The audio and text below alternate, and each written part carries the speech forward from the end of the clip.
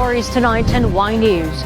President Ferdinand Marcos Jr. says the country's economy is moving in the right direction after the Philippines recorded a 7.6% gross domestic product growth rate in 2022.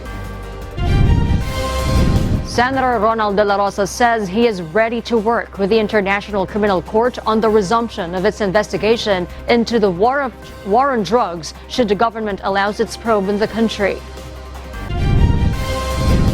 Libreng Sakayan EDSA carousel may no longer continue according to the Land Transportation Franchising and Regulatory Board. And another horrific attack by Russia was experienced by Ukraine on Thursday after Russian forces deployed missiles, causing casualties and destroying city infrastructure. Good evening, Philippines and the world. Today is Friday, January 27, 2023. Join us in the next hour as we deliver today's top stories around the Philippines and in other parts of the world. We are also seen in 1,935 satellite monitoring centers nationwide and via live streaming worldwide through the UNTV News and Rescue social media channels. I am Harleen Delgado. First in the news. President Ferdinand Marcos Jr. said the country's economy is moving in the right direction after the Philippines recorded a 7.6% gross domestic product growth rate in 2022. Nel Maribohok reports. President Ferdinand Marcos Jr. expressed elation over the country's 7.6% annual growth rate in 2022. Stressing his administration's major thrust is to attract foreign investment to sustain such growth rate and development.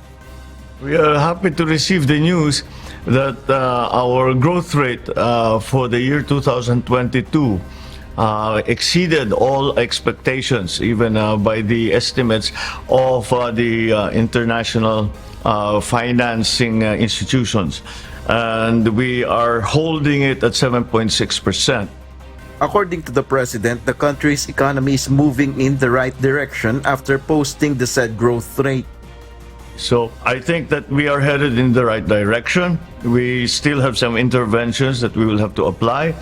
But nonetheless, we are weathering the shocks from the international economic situation, and we are starting to see that the economy is moving in the correct direction. PBBM, however, admitted that the country is still facing high inflation rates, but he assured the public that his administration is attending to it. However, for 2023, we still have the problem of inflation, which means there is still a problem of certain sectors of society and of the economy have yet to enjoy the benefits of that growth. And that is why inflation is something that we are attending to. The president said his administration has been anticipating that within the end of the second quarter, the inflation rates, especially for agricultural products, will come down. The chief executive expressed optimism that the country's inflation rate will go down to 4% by the third or fourth quarter of this year, as forecasted by the Bangko Sentral ng Pilipinas.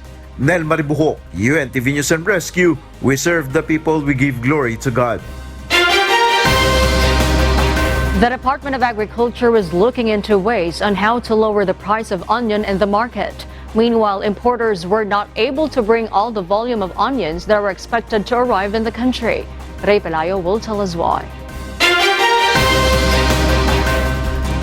Even the president is not contented with the pricing of the imported onion being sold now in the market.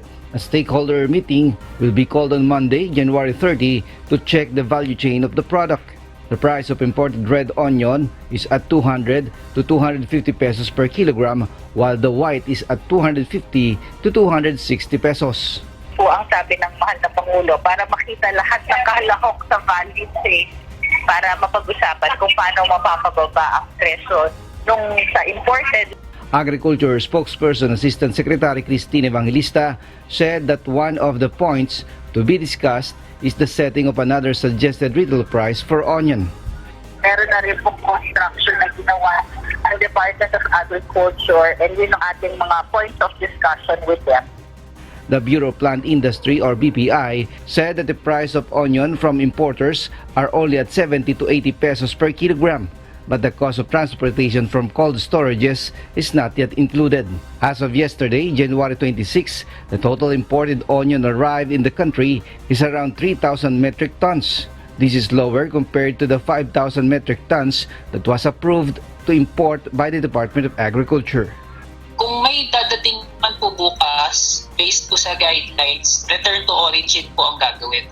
Ray Pelayo, UNTV News and Rescue. We serve the people. We give glory to God. The Isabela Incident Management Team has narrowed down the possible location of the missing Cessna 206 that went missing last Tuesday. However, authorities say conducting aerial search operations in the area is a challenge. Aileen Sarudo will tell us why. Inclement weather hampers the aerial search operations to find the missing Cessna 206. During a press briefing, Isabela Provincial Risk Reduction and Management Office, or PDRRMO, reported that a farmer spotted an aircraft fitting the description of the Cessna 206. Na-observe niya isang aircraft fitting the description of the missing plane. Nakita niya na it appeared to be in distress. It took the usual path followed by aircraft approaching Makunapon Airport. But then it turned right towards the Pacific Ocean, made a loop, and then returned and proceeded towards the mountain. Incident Commander Officer of PDRRMO, Attorney Constante Ferronda Jr., said that the white aircraft fly towards Barangay Diracuyan in the municipality of Dibilacan. Authorities already prepared 2 choppers and drones to survey the area. However, parts of Sierra Madre are too cloudy to conduct an aerial search. Waiting game. The weather. Weather para makapasok yung ating mga choppers. Weather para makalipad yung drone at magkakaroon siya ng visual access doon sa site alpha. Cessna 206 left Kawayan, Isabela last Tuesday and was supposed to land at 3 p.m. in the afternoon of the same day in Maconacon. There are 6 passengers on board the missing aircraft. Thank you so much. Ayun na talaga yung kalaban natin. Tatnatag na kami. Pero, Kasi wala kami magawa. Dahil it's all weather dependent. Aerial search operations will resume once weather is favorable. Aileen Sarudo, UNTV News and Rescue. We serve the people. We give glory to God. The Department of Justice, or DOJ, stressed the International Criminal Court, or ICC, is insulting the Philippine government over its decision to resume the investigation into the Philippines' war on drugs. Dante Amento tells us why. Department of Justice Secretary Crispin Rimulya stressed the Philippines is no longer part of the International Criminal Court, or ICC, and we have a well-functioning judicial system and domestic investigation of crimes happening in our jurisdiction. Thus, there is no reason for the ICC to come in and meddle in our processes. Well, they're insulting us. We have to, there are many limitations as to many of the things that we do in the country right now. The NBI is in the process of reorganizing. The modernization is pushing through. We are about to hire 1,000 more agents. We are building capacity. The Philippines is in the process of capacity building for its investigating arm of the government, such as the National Bureau of Investigation, or NBI. We are, as a country, we are doing what it takes to fix the system. And we are a fully functioning judicial system. And I don't see where they will come in, what role they will play. Rimulya added the Philippine government will certainly not welcome the resumption of the investigation by the ICC. Definitely, I do not welcome this move of theirs. And I will not welcome them to the Philippines unless they make clear that they will respect us in this regard.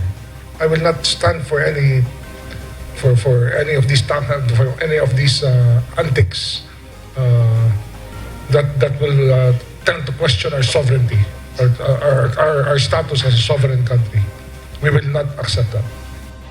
Meanwhile, Solicitor General Minardo Guevara disclosed that they have not yet received a copy of the ICC resolution, but the government will exhaust all legal remedies, such as making an appeal before the ICC's appeals chamber.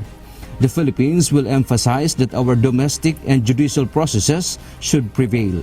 Dante Amento, UNTV, News and Rescue. We serve the people. We give glory to God. And for our news abroad, another horrific attack by Russia was experienced by Ukraine yesterday, Thursday, January 26, after Russian forces deployed missiles, causing casualties and destroying city infrastructure. Jane Robles will tell us why live. Yes, Jane? Yes, Ukraine continues to suffer missile attacks from Russian forces, with the recent barrage of 55 missiles killing 11 people and injuring 11 more. There were also major damages to residential buildings, with over 35 buildings across many regions severely damaged and an additional 2 energy facilities being struck in the country's Odessa region. Ukrainian President Volodymyr Zelensky addressed the attack shortly after it happened, expressing his condolences to the family and friends of victims. І ми витримали черговий масований ракетний удар терористів. Удар, який повністю підтверджує все те, про що ми говорили з партнерами і вчора, і від початку нашого дипломатичного марафону. Це зло, цю російську агресію можна і треба зупиняти тільки адекватною зброєю. Ніщо інше держава-терорист не зрозуміє. The attack is believed to be a response from Russia after hearing of Western countries' involvement in the war after Canada, Germany, the United Kingdom, and the United States agreed to send off tanks to Ukraine. Meanwhile, more countries have joined Ukraine's tank coalition, with over 12 nations in support of Ukraine. Having tanks will significantly bolster Ukraine's offense against Russia. Kath? Thank you, Jane Robles, for that report live from Vietnam. Hundreds of flights were canceled and thousands of travelers were stranded in multiple parts of Japan and South Korea due to strong winds, heavy snowfall, and sub-zero temperatures. Japan recorded its lowest temperature in a decade, where it dropped to -9 degrees Celsius in southern Kumamoto Prefecture on the island of Kyushu. Chief Cabinet Secretary Hirokazu Matsuno said that due to the low temperatures in the country, at least 1 person has died and 2 other deaths are being investigated. People who were traveling by train in Kyoto and Shiga prefectures had to stay overnight in carriages or stations. In South Korea, temperatures dropped to around -15 to 20 degrees Celsius all over the country. Last Tuesday, hundreds of flights in and out of Jeju Island were canceled and about 40,000 travelers were stranded. However, last Wednesday, flight schedules in Jeju Island slowly returned to normal, wherein about 540 flights, including 70 additional ones, were finally able to fly out. We'll share more global stories with you later, but for now, back to you, Harleen. Senator Ronald De La Rosa says he is ready to work with the International Criminal Court, or ICC, on the resumption of its investigation into war on drugs should the government allows its probe in the country. Meanwhile, several senators urged the Marcos administration to cooperate with the ICC probe. This report will tell us why. Senator Ronald Bato de la Rosa is willing to cooperate with the International Criminal Court, or ICC, once it resumes its probe on the illegal drug war killings of the Duterte administration, but only if the Marcos administration will recognize and allow the entry of its investigators. De la Rosa served as the first Philippine National Police, or PNP, chief of former President Rodrigo Duterte, who launched the Oplan Tokhang program as part of its war against illegal drugs. Both De la Rosa and Duterte are accused of crimes against humanity before the ICC. Ang tanong ko nga dyan is, pumayag bang gobyerno natin na mag-conduct sila ng investigation dito? Ewan ko sa kanila, anong basis nila? Ginagawa naman ng ating Department of Justice yung investigasyon. Noong una, medyo bothered tayo nung una, pero ngayon wala na. Bahala kayo dyan. Go ahead. Anong gusto nyo? The former PNP chief believes the critics of Duterte were behind the move to resume the ICC investigation. Merong outside forces, may third force siguro na gusto talaga itutuloy yung investigasyon to get revenge from President Duterte and the Duterte administration. Galit sila dahil tinamaan sila ng gusto ng Duterte administration. Yung kaliwa, yung mga basta lahat ng anti-Duterte forces, or all you know, hindi ito yung mga victim. These are political personalities. Are you talking about Senator Trillanes, sir? Ay, kinsa pa? Sino pa? He adds the former president remains unfazed even if a warrant of arrest be issued against them. Confidence siya na walang mangyayari dyan. Walang mangyayari dyan sa kanila. Kasi kung ayaw talaga ng gobyerno natin na mag-cooperate, ano mangyayari? Ay, granting, hypothetically, sabihin mo, magpalabas sila ng warrant of arrest against us at may probable cause, kunyari, sino mag-implement ng warrant of arrest? Hindi naman bound yung Philippine government na implement yung kanilang mga ruling dahil hindi na nga membro ng ICC yung ating gobyerno. Meanwhile, in a statement, Duterte's former spokesperson, Attorney Harry Roque, says the former president would never allow foreigners to judge him and would only submit himself to the judgment of local courts. Roque adds Duterte will never subject himself to the prosecution of any international body, saying that it is an insult to the competence of the country's quote-unquote functioning criminal justice system. Meanwhile, the Senate Minority Bloc calls on the Marcos administration to cooperate with the ICC investigation. Senate Minority Leader Aquilino Coco Pimentel says the Philippines should cooperate as a responsible member of the international community. He adds to talk about warrants of arrest is premature for now. Senate Deputy Minority Leader Risa Hontiveros also urges President Ferdinand Marcos Jr. to adhere to international law and to express its cooperation with the investigation. The senator believes it is only appropriate for the Philippine government to rejoin as a state party to the Rome Statute as soon as possible, with the increased international presence of the president. Hontiveros hopes that the investigation will bring justice to the victims of the illegal drug war. Harleen Delgado, UNTV News and Rescue. We serve the people. We give glory to God. Libreng sakay and EDSA carousel may no longer continue, according to the Land Transportation Franchising and Regulatory Board, or LTFRB. JP Nunez will tell us why. Despite the allotment of 1.3 billion peso budget for the service contracting program this year, Land Transportation Franchising and Regulatory Board, or LTFRB, said that the free ride, or commonly known as libreng sakay in EDSA carousel, may no longer continue. LTFRB Chairperson Chofilo Guadis III admits that the budget is insufficient to extend the period of the program. This because the Department of Transportation, or DOTR, is also considering to utilize the subsidy to other mode of transportation such as public utility jeep. Aminin po namin na kung ang pinag-iisipan po natin is totally libre na sakay, hindi po kakayanin. Instead of libreng sakay, LTFRB said that the DOTR may implement a discounted fare subsidy for the passengers, which aside from EDSA carousel, it will also expand in other mode of transportation. Ang gusto ng liderato ngayon is para mapagkasya po itong pondo ng gobyerno at para maisama po lahat ng mga transportasyon, magbibigay po sila ng discount.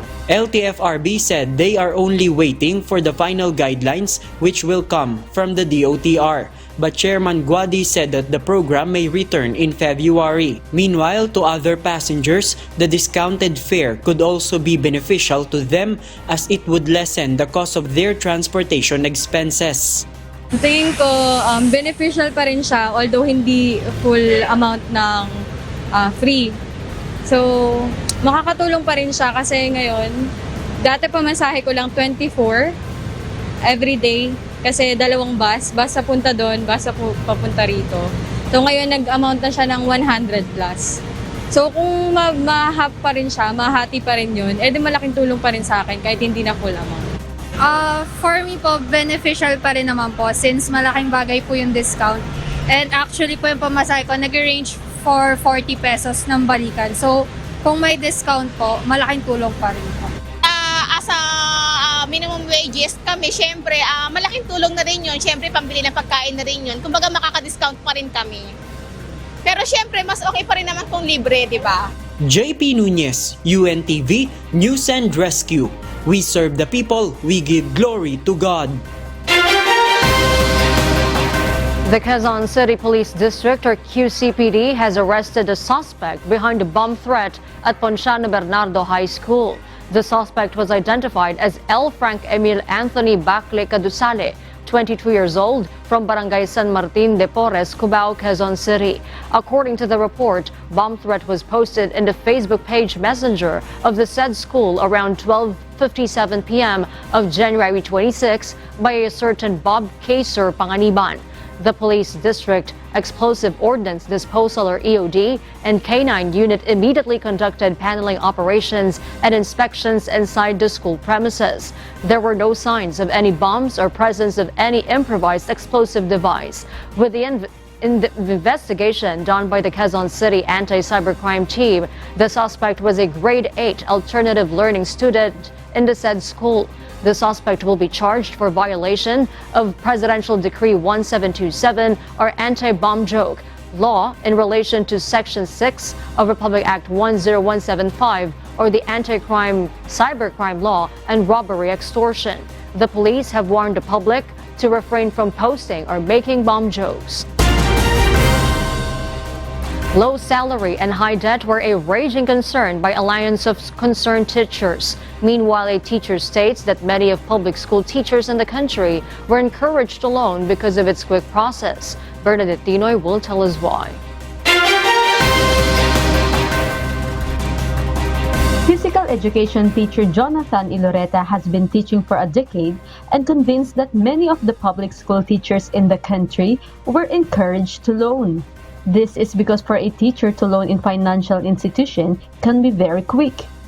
Maraming financial institutions na nagpapa-loan sa mga teachers. Nung naging teacher ako, madali lang siyang mag-loan kasi isang oras dati, pwede ka nang makakuha ng pera ba, na iuwi mo na. Ganun lang kabilis. Sabi nga, yung mga teachers, di ba, taga London kasi loan dito, loan doon, parang ganun. Ganun yung ano namin, mabilis lang kasi.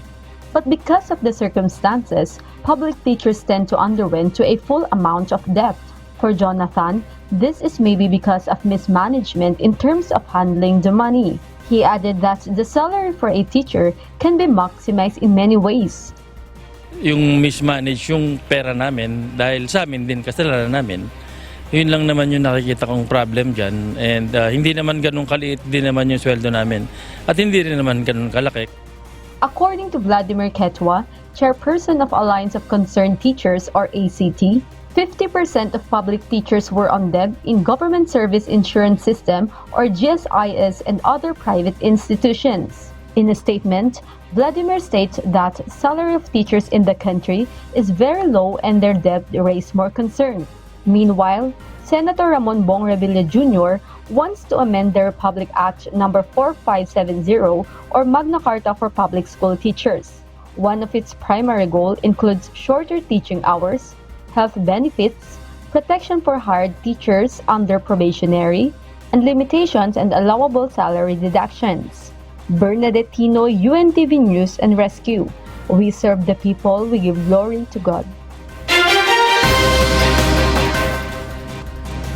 The Federal Bureau of Investigation has busted a prolific hacking group to crack down their operations in collecting $130 million in ransom demands. Ann Gonzalez details the report live. Ann? Good evening, Kat. The Federal Bureau of Investigation has dismantled the operations of a big ransomware group known as the Hive. FBI's months-long cracking down campaign that began in July has put an end to a possible 130 million ransom demands from more than 300 entities. Hive had been attacking businesses and extorting hundreds of millions of dollars around the world with plenty of targets in the United States, including schools and hospital system. Ransomware attack poses a major problem in the United States recently. Tables have been turned on Hive when Federal Bureau of Investigation or FBI agents infiltrated the group undercover and seized their servers. In a press conference, Deputy Attorney General Lisa Monaco announced the government hacked the hackers. Our investigative team lawfully infiltrated Hive's network and hid there for months, repeatedly swiping decryption keys and passing them on to victims to free them from ransomware. For months, we helped victims defeat their attackers and deprived the Hive network of extortion profits. Simply put, using lawful means, we hacked the hackers. The U.S. Justice Department did not announce the arrest of any individuals connected to the prolific hacking gang, but Attorney General Merrick Garland ensured investigation remains ongoing. This morning, if a Hive affiliate tries to access their darknet site, this is what they will see. Our investigation into the criminal conduct of Hive members remains ongoing. Back to you, Kath. And could you explain a little bit for our viewers who might not be familiar with ransomware? What's this ransomware attack about? Yes, Kath. Ransomware is a type of malicious attack, like a virus or spy, that infiltrates a computer network. And when it does, it makes your files inaccessible or worse, damaged. Now, for you to be able to access your files again, hackers would demand ransom or money, usually in the form of cryptocurrency, so that they can unlock the system for you. Kath. Thank you, Ann Gonzalez, for that live report. And those are the reasons behind the news in other parts of the globe. I'm Kat Tumaraos, live from Bangkok, Thailand. Good evening.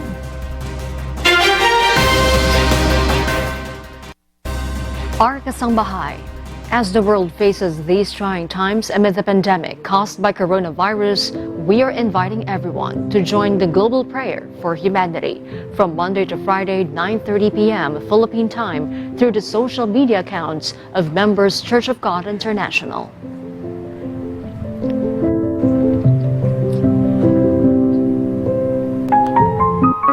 And before we close, we will leave you with a word, giving glory to God.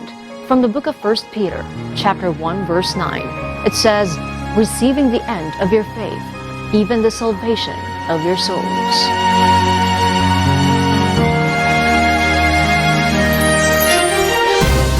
And those are the reasons behind the news, January 27, 2023. Reasons we deliver to you as they unfold, because we need to know. We will always ask why. I am Harleen Delgado. We serve the people. We give glory to God.